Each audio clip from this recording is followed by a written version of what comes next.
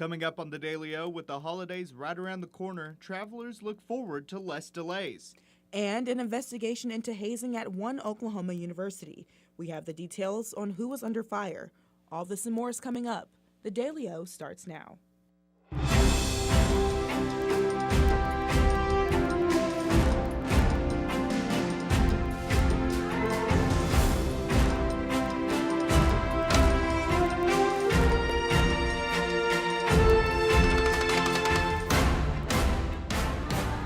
Good evening, and welcome to the Monday edition of the Daily O. I'm Aaron Stinson. And I'm Raymond Coleman. We're glad you're with us. Good news for those looking to travel this holiday season, as the FAA has lifted its flight reduction order, allowing for air travel to resume its normal operations.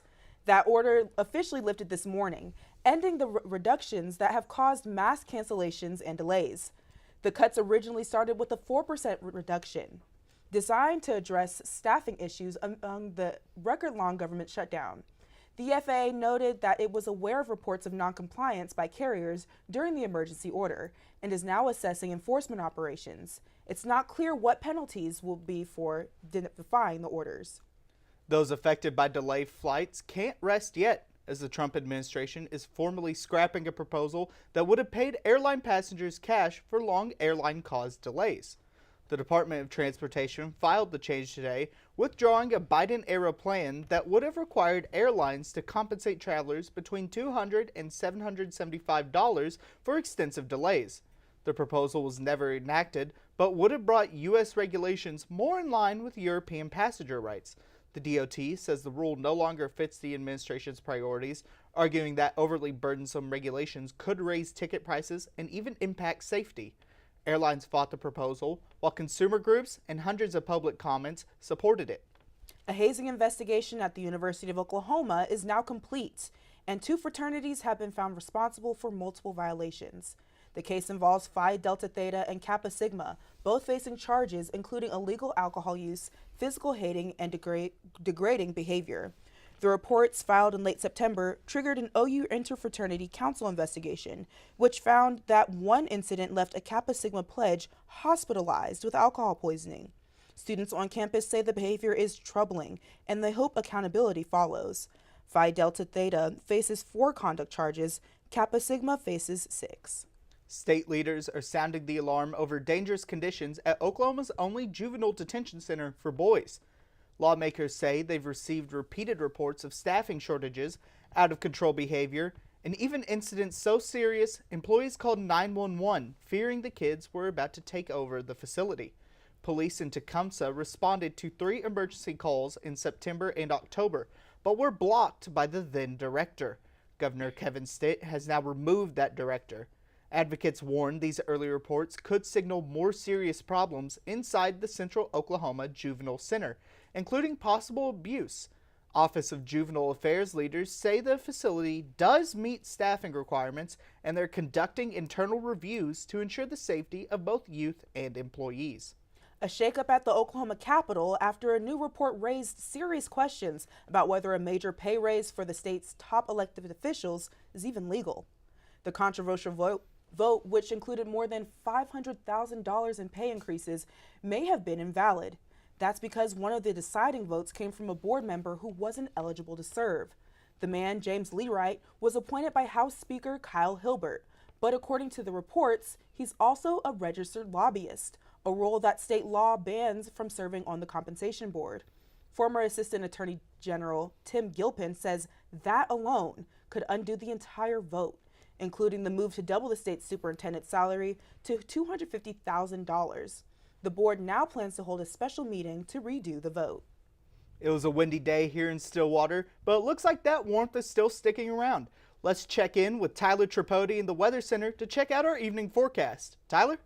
Yeah, it was a little windy out there today. We are still seeing some effects of that gust. We've got about a 10-mile-per-hour wind coming up out of the southeast, but outside it is beautiful right now. 79 degrees, real feel also sitting around 79, and it is sunny. As we take a look off the west side of campus, we can see that it is blue skies out there. Some clouds kind of forming on the horizon there, but for the most part, it is sunshine and beautiful skies out there, and that should continue into tomorrow, though we'll get a little bit more into that in a little bit here. For right now, back to you guys at the desk. All right, Tyler, when we return, a decline in international student enrollment across the country. We'll tell you why. And a new documentary highlighting one Native American tribe's mission for wildlife. The Daily O returns right after this. Hi, welcome to Sugar Llamas. Well, I'm the owner of Sugar Llamas here in Stillwater. My name is Chad O'Rourke. We want to create a customer-centric culture and create an experience for our customers when they come in. Our ice cream in particular, you can get it other places, but I'm only aware of like one other place besides the Sugar Llama in the state of Oklahoma that you can get it. We actually ship it in from up north, but when it comes to our coffee, you cannot get Sugar Llama coffee anywhere else in the world. You might find a blend similar to it, but you're not going to get Sugar Llama coffee anywhere but a Sugar Llama. It is proprietary to us. We really actually want to get more involved within our community. It's not just about making money, but it's about serving our community and becoming a part of the community here.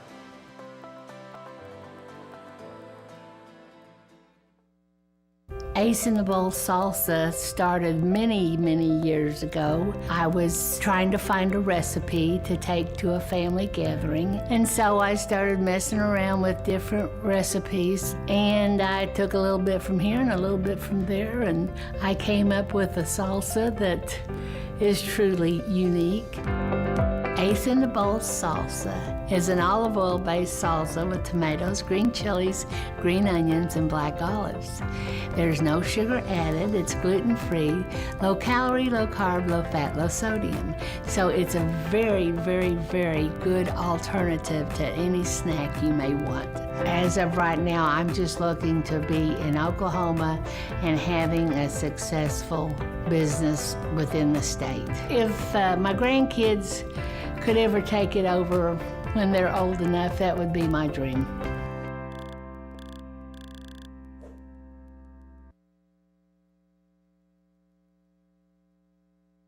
International student enrollment at U.S. colleges and universities has taken a major hit, dropping 70% this fall, the steepest non-pandemic decline in over a decade. New data from the Institute of International Education shows more than half of campuses reported fewer international students. The biggest reason being visa problems, with 96% of schools citing application delays and denials as key obstacles. Experts say the Trump administration's pause on new student visa interviews back in May created massive backlogs, making the USA a less competitive destination for global talent. It's estimated this year's enrollment drop will cost the U.S. economy $1.1 billion. With the bison population declining, a new documentary called Bring Them Home highlights indigenous efforts to restore the species to what it once was. The new documentary follows the Blackfeet Nation's efforts to restore the population to their land, revive traditional culture, and bring healing to the community. The film was co-directed by Ivan McDonald and Daniel Glick, with narration by Oscar-nominated actress Lily Gladstone. McDonald says that he was eager and honored to be a part of the film as someone who has connections to the Blackfeet. The film was nominated and won the Big Sky Award for Most Outstanding Documentary. While the clouds cleared out this morning, it looks like the clouds might be rolling back in on Wednesday. Let's check back in with Tyler Tripodi, who's tracking possible storms later this week. Tyler? Yeah, Raymo, we had a nice kind of relief from the clouds this afternoon, and that is going to continue into tomorrow morning. However, if we take a look at the radar around us, we can see that's not necessarily the case as we get further into that. Going into tomorrow, we are going to see kind of a rain system form on the eastern side of the state there as we get over into the Arkansas border. And then on the western side of the state, we will have kind of this cloud bank moving across from the central to the south region of the state. Looking into tomorrow, though, we will see, excuse me, that cloud bank continue to move across the state. As you look, this kind of whole southern region of the state is going to be encompassed by these clouds. I really don't see any sort of a rainstorm kind of forming out of this. There's just not enough energy in this cloud system to do that, but it will result in some shady skies across the state. As we move into Wednesday, though, that's when we'll start to see this rain kind of creep in. This is the back half of that cloud bank we've been watching across the southern part of the state, Ardmore all the way over to Idabel and areas through there. We are going to see some rainstorms push across, and then later this week, we will start to see some rain in the central part of the state, but we'll talk more about that in our 7-day forecast. For right now, let's talk about some things I think you need to be careful of this following week, and that's going to be that fall is on the way. Those 80-degree temperatures are finally going to be leaving us. That temperature slide that we've been talking about for a couple weeks is finally starting to hit. Going to start getting highs in the low 60s all the way down into the 50s and then the 40s. And then finally, those late week storms we talked about. This Thursday is really the big day for those thunderstorms, depending on how fast that system moves. That's going to be something we track throughout the week, but we'll talk more about it in your 7-day forecast coming up in a little bit. For right now, send it back to the desk. We'll be on the lookout, Tyler. When we return, in a major reversal, the president has called for the release of the Epstein files. And military tensions in the Caribbean heat up, but new talks could be on the way. The Daily returns right after this. We would design something, it was set on the counter, and people was either, if enough of them said, you know, this isn't it never made to the line. Dad was excited that they're all original. They were all designed on Mom's kitchen table, and it gets in your blood after a while. We're very happy that Pamela and Michael have taken over the business and kept the family going. We took the business over in 2017. When we found that it was available, we wanted to keep the legacy of family alive, but it was also incredible products that deserved to be a part of Made in Oklahoma's story. We were a part of Made in Oklahoma years ago, and so it kind of grew as Made in Oklahoma grew. Oklahoma is ingrained into everything that we did. We've been here most of our life. That's what we entailed our whole business on, was the Oklahoma homegrown feeling. Deep Fork Foods started in 2014. We started off with our nut products, and now we produce everything from jarred products to cookie mixes and pancake mixes and dried products for people, as well as our spice blends. Now we produce over 168 different products for ourselves and about 20 to 30 other companies in Oklahoma. I'm Cindy Stewart. I'm one of the owners of Deep Fork Foods. We've gone from just making our own stuff and doing just small things to being able to co-pack and work with other companies and individuals within Oklahoma and across the United States as well. I'm just really thankful for the journey that we've had so far and really look forward to the future where we're taking Deep Fork Foods and being able to provide more value for Oklahoma and its economy, as well as all the people within the state. I love the opportunities that being in a food business provides. I absolutely love sharing food and good stories with people, so this just gives us another connection. And I can't wait to see where this path takes us with it.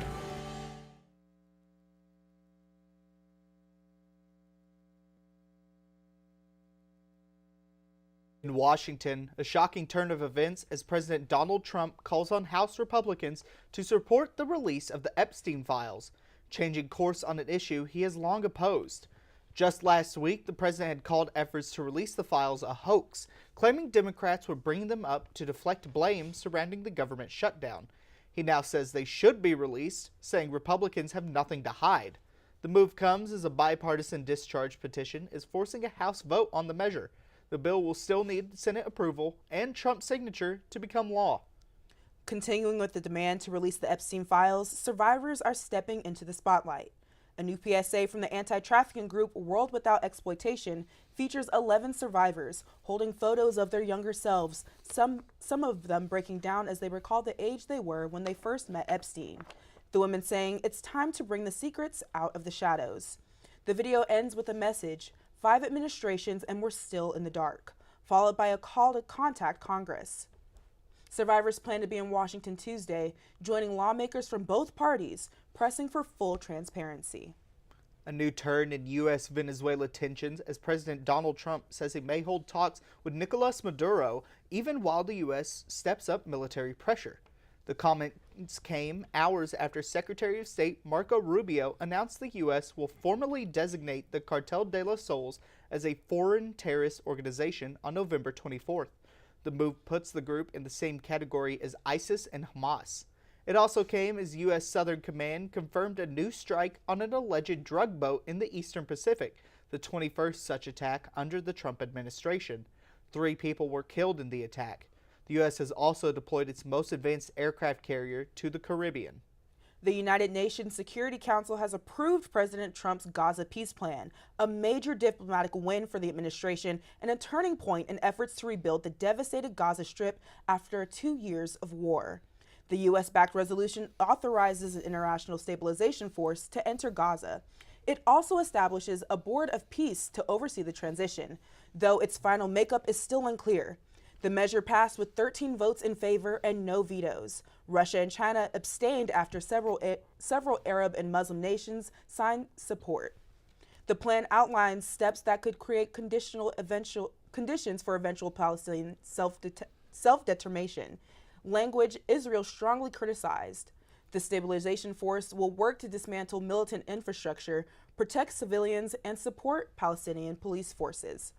Another shakeup inside the Trump administration as the acting head of FEMA suddenly resigns after just 6 months on the job. David Richardson has stepped down, leaving the agency amid a tense scrutiny and at a time when President Trump has called for FEMA's elimination after this year's hurricane season. He faced sharp criticism for his handling of Texas's deadly July floods, which killed more than 130 people. Officials say he couldn't be reached for 24 hours after the flooding began, later revealed to have been on vacation for the holiday weekend. The former Marine had no prior emergency management experience before taking over in May, making him the second acting administrator in a row to depart abruptly. Cowboy football showed promise in the beginning but couldn't keep it up. Landon Pats has that and more after this.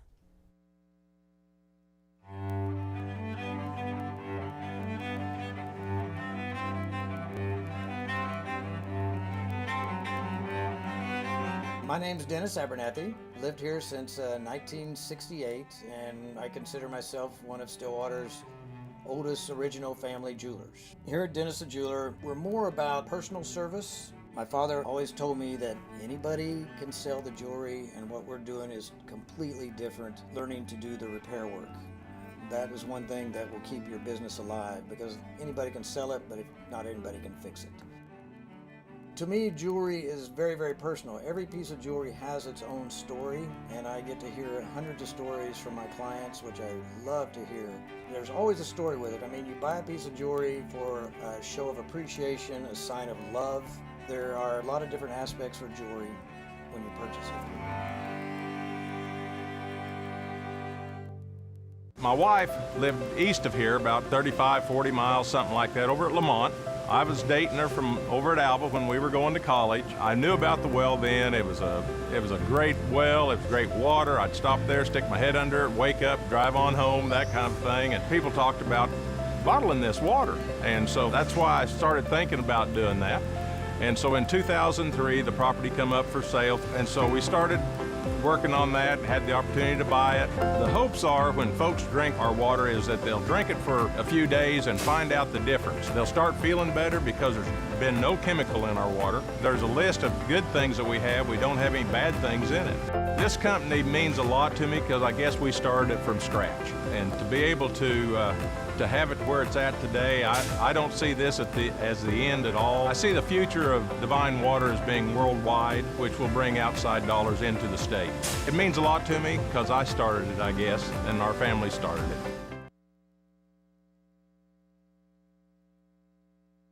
Welcome back to the Daily O and welcome into the Sports Corner. I'm Landon Pats. Thanks for joining in. It's not how you start, but how you finish in college football. And for Oklahoma State football, well, it might have been their closest game since Tulsa. Our own Zach Berger shows us how the Pokes ran out of answers. So close yet so far. Oklahoma State football drops another close Big 12 battle, 14-16 to Kansas State. Promise showed early for the Pokes as Flores and the offense put together promising drives with Logan Ward drilling 2 field goals for the only offensive points all day. But it was missed opportunities, 2 quarterback fumbles in the red zone, and 2 interceptions killed any offensive momentum the Pokes could get. And the Wildcats' offense was slowed but not stopped. Everett Johnson finds Jace Brown for a 34-yard touchdown in the second quarter to take the lead. And Joe Jackson would extend it in the fourth with a 15-yard touchdown run. But for head coach Doug Meacham, while the frustration rises because this one felt obtainable, you still have to look forward and finish strong for the rest of the year. Yeah, I'm pissed. So I just, you just want it so bad for these kids, And you got to look them in the eye every day, and they go to it, and they work hard. And I can tell you this, there ain't no quit in us. We're going to go out there Sunday. Tomorrow, we're going to do what we got to do. And then Monday, we're going to go right back to it. And we're going to give Central Florida a shot and see what happens. The biggest spotlight for the game was the defense, giving up only 14 points and being led by former walk-on and now captain Parker Robertson, collecting 8 tackles, 1 sack, and 1 interception. Pokes now prepare to hit the road for the Sunshine State to take on UCF next Saturday. Reporting from Boone Pickens Stadium, Zach Berger, the Daily O. Moving on to cowboy wrestling. Over the weekend, the Pokes were in Tulsa for the National Duels Invitational. The Cowboys took 3rd overall after falling to number 3 Iowa in the semifinals and bouncing back, defeating number 2 Nebraska in their highest-ranked win since 2012. The Cowboys had a dominant win over Nebraska, pulling ahead 30-0 before the Cornhuskers found themselves on the scoreboard. The Pokes are 4-1 on the season going into Big 12 duels. The youth of this team was on full display in Tulsa, spotlighting 6 freshmen who hit the mats. Cowboy wrestling is back in action on Friday to start conference duels against Air Force. Cowboy basketball is off to their best start since 2020 and wearing their N7 jerseys since that same year as they defeated Texas A&M Corpus Christi at home over the weekend. After a close first half, the Cowboys widened the gap in the second half, winning 85-69. Anthony Roy was the top scorer in his first game back for the Pokes, with 15 points off the bench. Victorious Miller scored 13 points, and Andrija Vukovic, Isaiah Coleman, and Leftrius Manzukis all put 10 points on the board. Cowboy basketball is back on the court Wednesday against South Florida here in Stillwater. Keeping it in basketball, today marks the 14th anniversary of Remember the Four. On November 17, 2011, women's basketball coaches tragically passed in a plane crash. Head coach Kurt Budke, assistant coach Miranda Cerna, and former Oklahoma State Senator Olin Branstetter and his wife were all killed in that crash. Branstetter was the OSU booster and was piloting the plane that day. There is a memorial here at Oklahoma State located near Gallagher-Iber Arena to remember those who lost their lives that day. Well, that's a look from the Sports Corner today, but don't go anywhere. How a stolen artifact found its way back home. Aaron and Rama have it right after this. I'm Travis Taylor. I'm the general manager for the Hotel Indigo Tulsa Downtown. I have a real good understanding of the food scene in Tulsa, and I've loved to see the way it's evolved over the years, and I'm glad to be part of it. My name's Kevin Kyle. I'm the executive chef.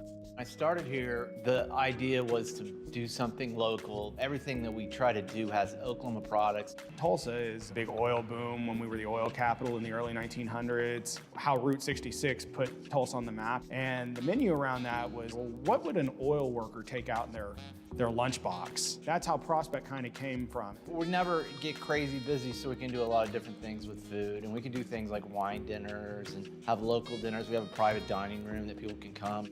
I think being at the heart of the old Route 66 has kind of weighed into us getting a lot of different things brought in from different areas of the United States. When I taste something on our menu for the first time, the first thing I go is, that's Tulsa. My name's Kayla. I've been here since the beginning, so 4 years. Scratch is more focused on farm and mostly made in Oklahoma products, keeping it local. Sustainability is our biggest thing. That's one of the reasons why this place opened. I've been the chef here at Scratch for 2.5 years. Started here as a line cook.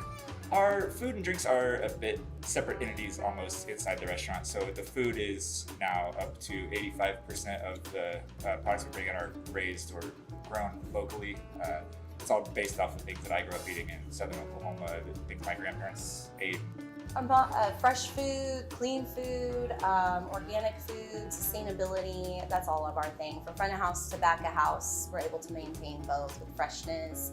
But made in Oklahoma means we get it straight from the farms that are 20, 30 minutes, another little county away. We get it straight from them.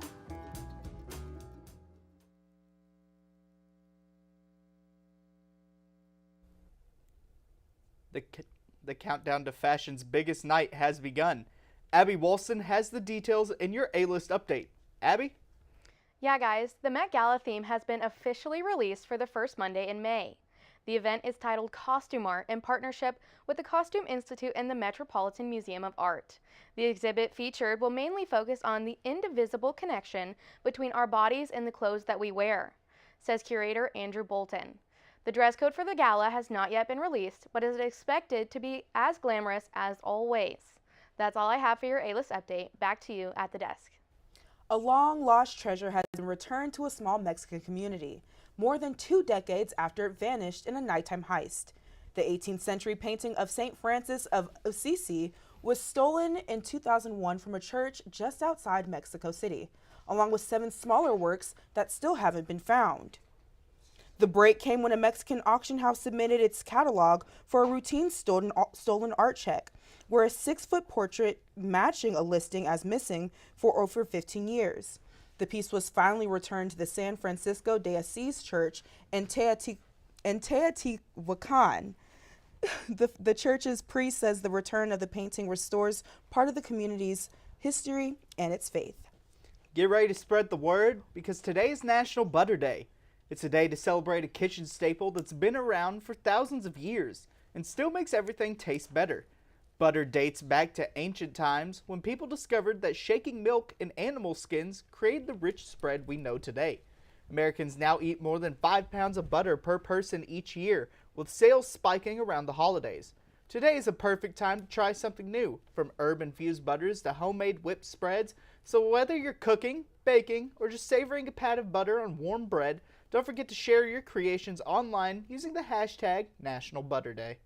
Well, before we go, let's go back to the Weather Center where Tyler has our 7-day forecast. Tyler? Yeah, like we talked about, we're going to see that temperature kind of slide. So we're starting off with our highs here tomorrow, sitting at around 75. But as we get later into the week, we will see that start to decrease, 73 on Wednesday, and then getting all the way down to 61 on Saturday. Thursday, that's those thunderstorms we were talking about. I expect to see spotted thunderstorms throughout the day. We could end up seeing kind of an isolated thunderstorm bank, but I don't think it's going to be anything too crazy. As we get into the weekend, though, we will see those clouds clear up a little bit. Partly cloudy Friday, Saturday, and Sunday. Do be careful on Friday and Saturday as there is chances for AM showers. And then as we get into next week, we will see that rain kind of come back around on Monday, and that'll continue into Tuesday of next week. But outside of that, that's about all I've got for the 7-day forecast. Back to you guys at the desk. All right, Tyler. That's a look at today's headlines. Thank you for joining us. Make sure to check out the Daily-O tomorrow and the rest of the week for the latest happening here in Stillwater and across the state. For the Daily-O, I'm Raymo Coleman. And I'm Aaron Stinson. Have a great night, everyone. Got a computer issue? Meet AB Computers, Stillwater's trusted experts in computer repairs. We understand how important your devices are to you. That's why we offer fast turnaround times, so you're never disconnected for long. Hello, my name is Roger Smith.